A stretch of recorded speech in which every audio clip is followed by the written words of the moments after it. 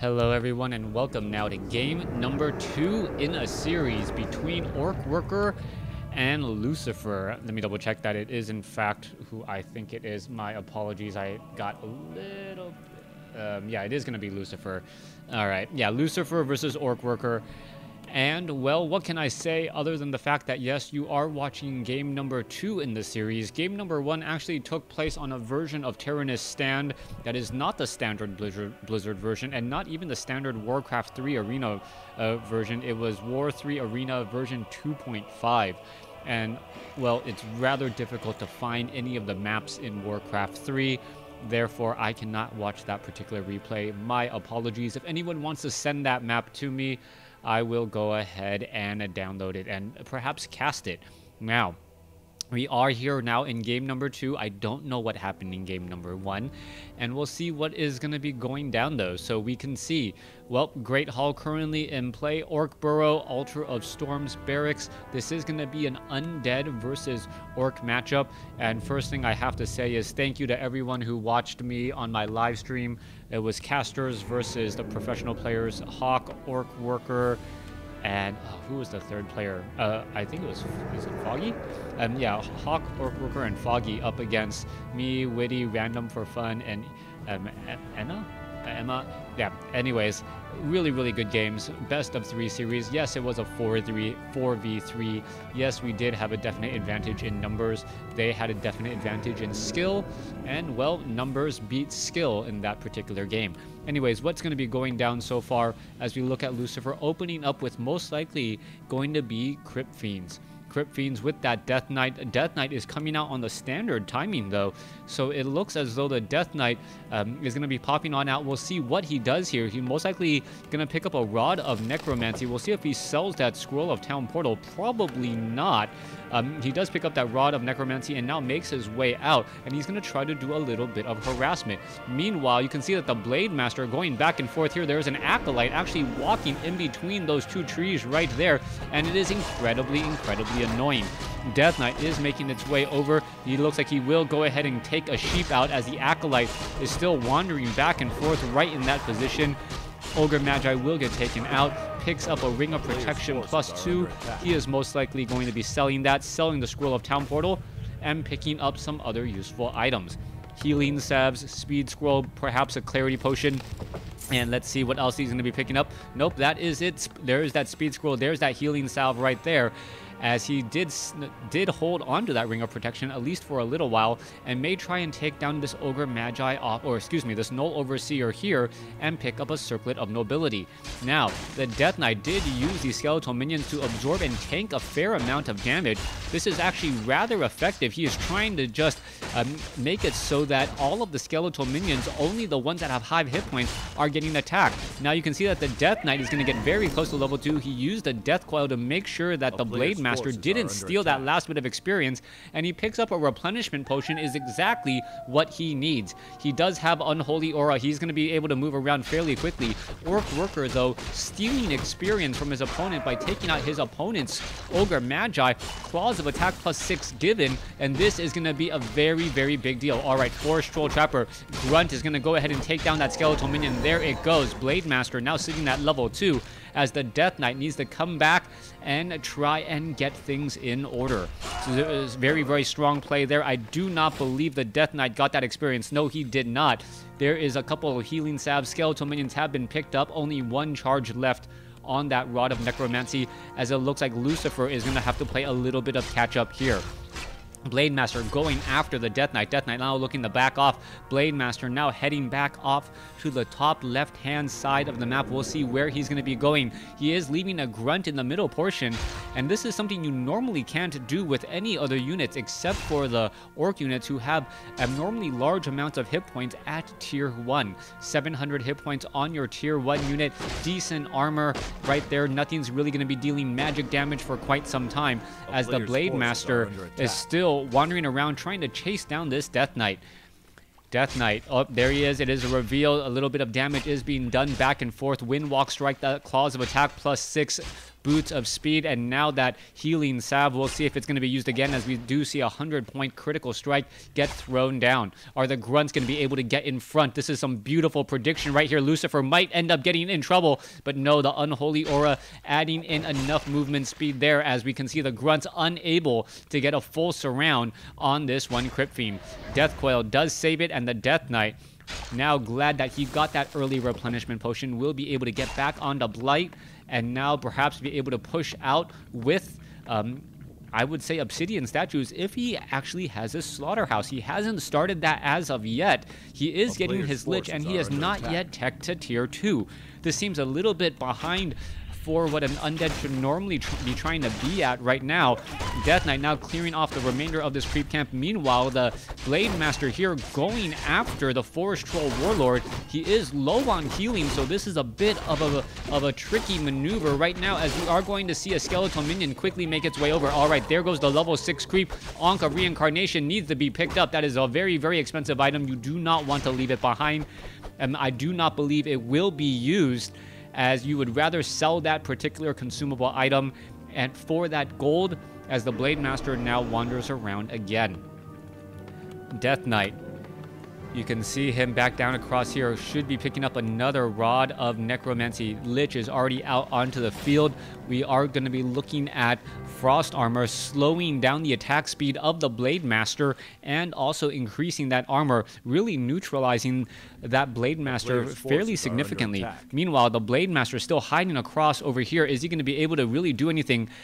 Just wandering back and forth. He may be able to get in a couple of free shots here, as you see that he is not worried about his hit points. Meanwhile, the Shadow Hunter is creeping away from that Blade Master, and this is a perfect standard play by what Worker wants to do. Worker wants to apply pressure while getting experience on that Shadow Hunter. If he can do exactly that, slow down the experience on the Death Knight and the Lich while getting to level 2 or even level 3 on the Shadow Hunter, the Shadow Hunter will then be able to get the all-important healing wave and those hexes down when the time does come. Shadow Hunter is sitting at level 2. He has another pair of claws of attack +6. There's the engagement. There's a hex, and this could be a problem. Speed Scroll now being used. Is he going to be able to get away? Those Windwalk strikes. The Blade Master now down to only 218 hit points. Shadow Hunter gets a hex off onto the Lich. Lich could be in trouble though. Completely surrounded. Frost Armor not going to matter, but the Scroll of Town Portal is transferred in time. And a beautiful, beautiful execution there. Lucifer doing all the small things right in order to not fall behind too much. Saving that Lich at that stage in the game is important. Even though a level 1 Lich does resurrect fairly quickly, you do not want to be going out to creep without that Frost Armor. You see how much damage that Blade Master was able to do even with that Frost Armor, and assume that your opponent is actually taking 18% more damage and also attacking slightly faster. Tome of Intelligence +2. Not quite sure why it wasn't picked up by that Shadow Hunter. Shadow Hunter generally enjoys mana a little bit more than that Blade Master. Blade Master already seen at 360 mana because of that Circlet of Nobility.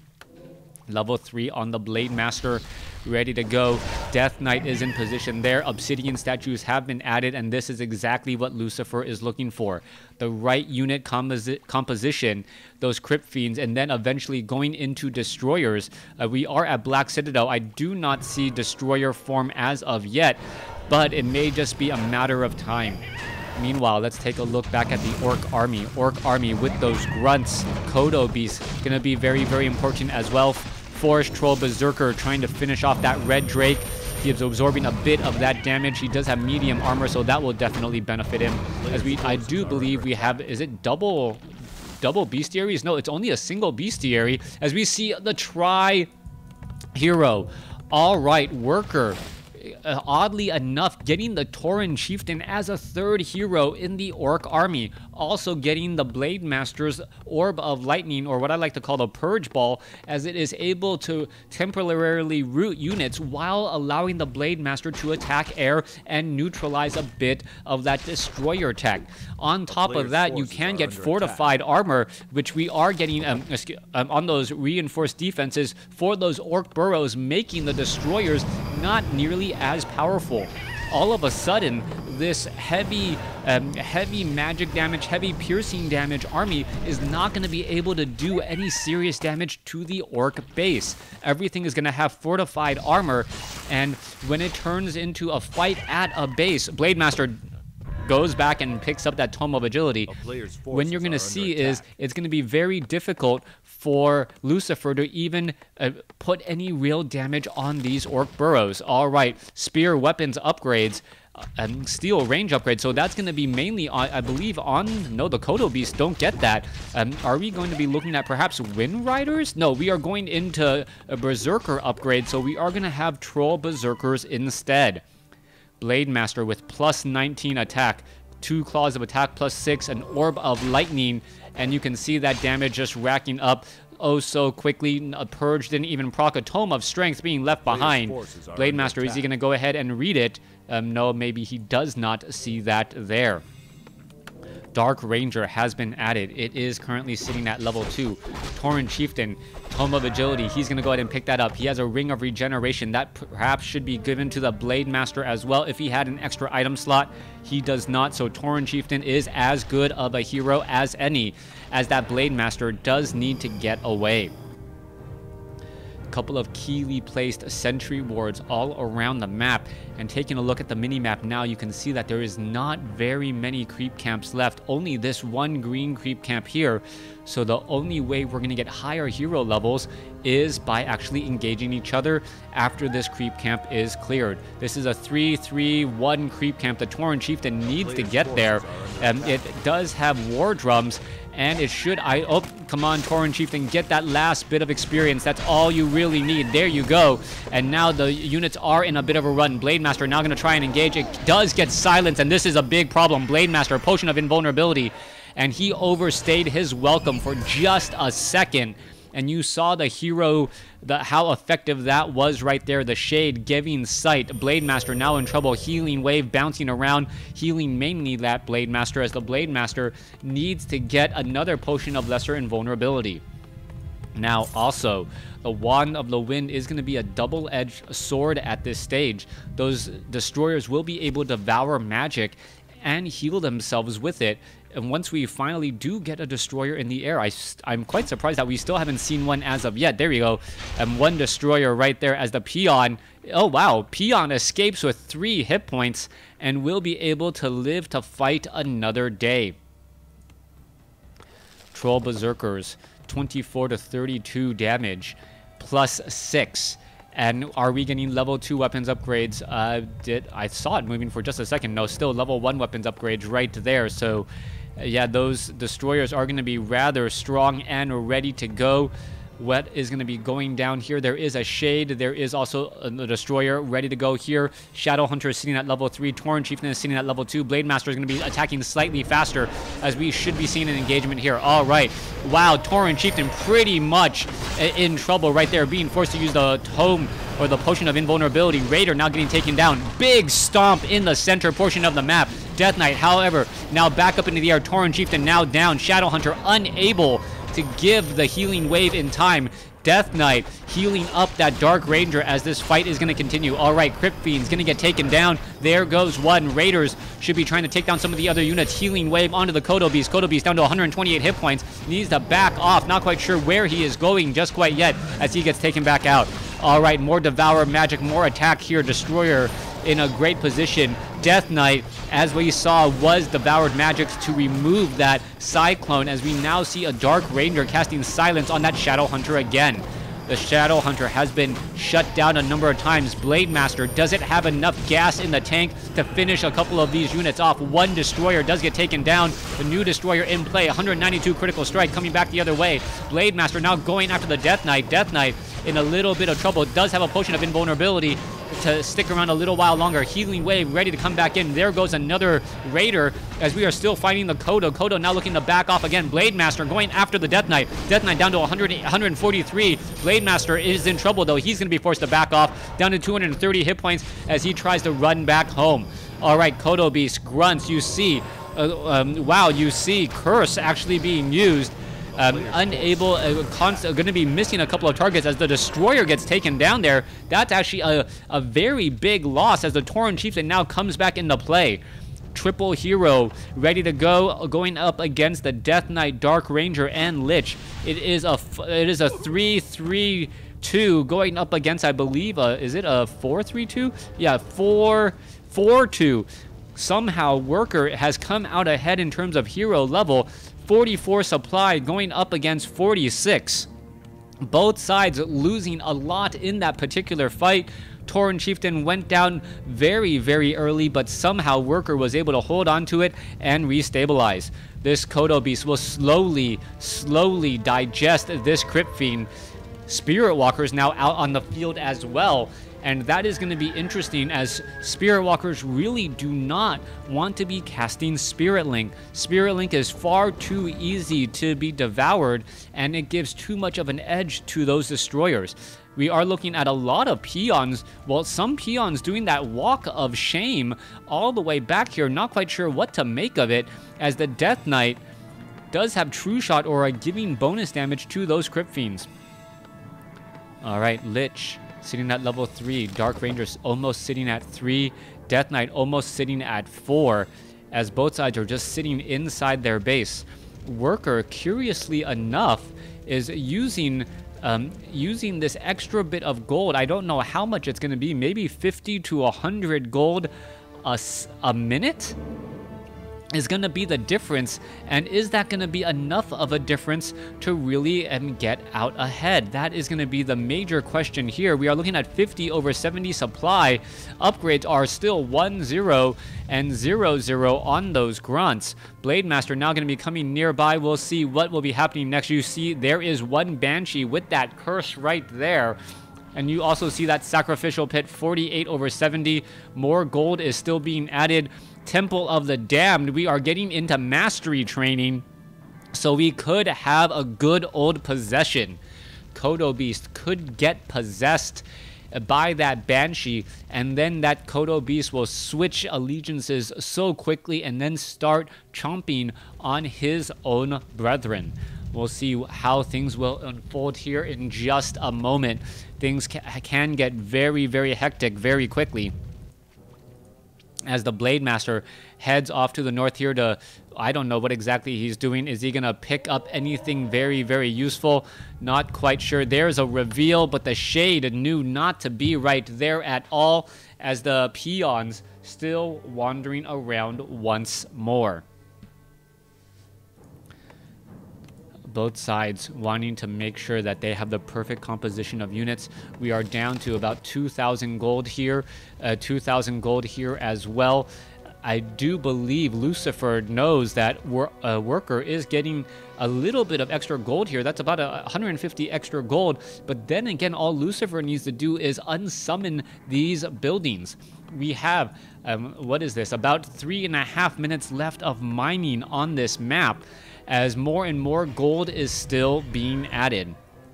It is not possible to long distance mine for the undead. Another reason why it is difficult for the undead to establish expansions, as we're going into low upkeep. 58/70 compared to 60/70 right now. Raiders now making their way back out onto the field. We should be seeing more units come into play here, as the Great Hall has been placed down. This was a pocket Great Hall, very, very quickly placed down, as the Blade Master still keeping the undead army in check inside the base. Oh, Banshees with mastery training. The Blade Master really needs to figure out what that long-term strategy is going to be. Does it have a potion of lesser invulnerability? Plus 19 attack doesn't seem like it is enough any longer. Tauren Chieftain is ready to go. Shadow Hunter is ready to go. Troll Berserkers plus 6 damage, so 30 to 38 damage.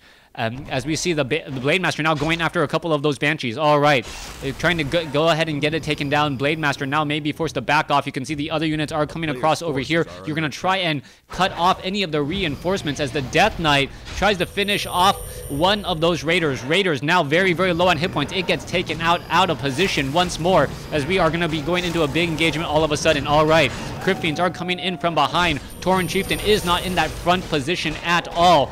We are seeing a fight. We see skeletal minions also being brought into play as well. One Spirit Walker has been taken down. Kodo Beast number 1. Kodo Beast number 1, that has been possessed as the Troll Berserker now continuing to fight once more. All right, Banshees in the backfield. We do see Curse. A lot of missed attacks so far as the Troll Berserkers are now starting to fight back once more. Tauren Chieftain does get a good stomp in. Is it going to get a healing wave? Yes, it will, but it's not going to matter as the Tauren Chieftain falls for the second time. Dark Ranger is going to be in trouble, though. Dark Ranger gets caught. Blade Master going after some of the other units, now trying to go after these Crypt Fiends. However, the Blade Master is in trouble. Potion of Lesser Invulnerability is going to take down the Death Knight. Death Knight, very, very low. Backs away again as the Blade Master does need to somehow survive, and he does so barely. Healing Salve. We need to see a Healing Salve on that Blade Master, very low on hit points, as the remainder of the units are now looking to back up again. 48 over 80 supply compared to 51 over 70. There are more workers for Worker, so his army is really that much smaller. The town is under siege. Undead going after the town now. Every little bit of extra gold trying to be had. This is very difficult as all of these peons will fall. Death Knight will not level. Lich will not level. The Dark Ranger, I believe, is being resurrected. Yeah, Dark Ranger is being resurrected here. Shadow Hunter sitting at level 5 now. So level 3 Healing Wave, has a second Clarity Potion, has the Sobi Mask, as the Tauren Chieftain is also being resurrected at level 2 again. Oh, this is going to be a big swing right here. 3 supply, Obsidian Statue. Lucifer did not fall asleep at the wheel. By the time he saw the Raider, an ensnare was already being cast, and there it goes. 56 over 70 compared to 51 over 70. Now a difference of 6 supply. Destroyers are sitting at 2-0 upgrades. No more gold by any side. You see unsummoning of the gold mines are possible. Do we have pillage? No way to really know, as a second or another Kodo Beast is now being added as well. Alright, Tauren Chieftain may have sold some items. Shadow Hunter sitting at 420. Tauren Chieftain is not doing all that well. You can see the Blade Master still at plus 19 attack even without a Kodo Beast nearby. It's going to jump up a little bit more. Again, plus 19 to now plus 28. And once that Blade Master gets to level 5, the damage may become too critical. Alright, let's see where everyone is going next. Peons are being added. Kodo Beast is right here, ready to go. Troll Headhunter, or Berserkers, ready to go in this next fight. Blade Master making sure that the undead is nowhere to be had. And are we unsummoning more buildings? 61 over 70 supply. No, not unsummoning any buildings at all, as the Blade Master is easily revealed by, I believe, a shade that is now keeping track. Blade Master, however, will be able to head back off to the north here, as there are still shades by Lucifer keeping track of pretty much every single corner of this map. 2 to 3 shades on this map have been giving wonderful map awareness to Lucifer, and Lucifer should be able to keep or pick and choose where he wants to fight. Tauren Chieftain in position. He does have a Potion of Lesser Invulnerability. Troll Berserker gonna get quickly melted as we see the fight now getting underway. Blade Master is in position going after some Banshees. Banshees could get taken down. There goes a Spirit Walker. There goes a big stomp right there across multiple units. Tauren Chieftain has enough for another stomp if it does come down to it. Troll Berserkers are also getting focused down as well. Blade Master using that Purge Ball. 225 now on the Blade Master, as the Blade Master is just slicing and dicing his way through things. If it wasn't for Curse, he'd be having a great time trying to focus down these units. It looks as though the Destroyer may get taken down. There it goes. Kodo Beast in the backfield eats an Abomination, and now he's going to eat and run. All right, don't listen to your PE teacher, folks. Eating and running is good in Warcraft 3, as the Kodo Beast now just hiding out in the backfield. It looks as though the Berserkers should be able to do enough damage, as the Blade Master should really be focusing down on some of these units. A lower hit point Crypt Fiend down to 125. Death Coil saves this Crypt Fiend, though, as the Tauren Chieftain is sitting at level 3, rather low on mana, unable to throw down any stomps. Both sides losing a lot of units. Crypt Fiends and Troll Berserkers, both of them falling left and right. Kodo Beast still chomping on an Abomination, as we should be. No healing wave coming across yet, as we see, well, Shadowhunter sitting at level 5 right now. Blade Master now doing a little bit of a run. Are we going to see a bit of an engagement here? Blade Master trying to go after that Banshee. Banshee's in a bit of trouble. Blade Master going to be forced to wind walk. Very, very low on hit points again. Shadowhunter did use the healing wave. Tauren Chieftain is going to get caught in a very bad spot. Blade Master, a big stomp. Is that Death Knight going to get away? Blade Master now very low on hit points, and he does get taken down. Level 4 on the Dark Ranger. And there is the GG. Worker loses game number 2 to Lucifer in a very, very close, drawn-out battle.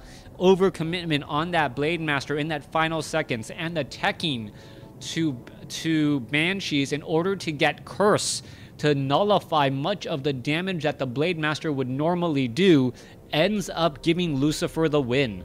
Thanks for watching. Thanks for listening. Hope you guys enjoyed it.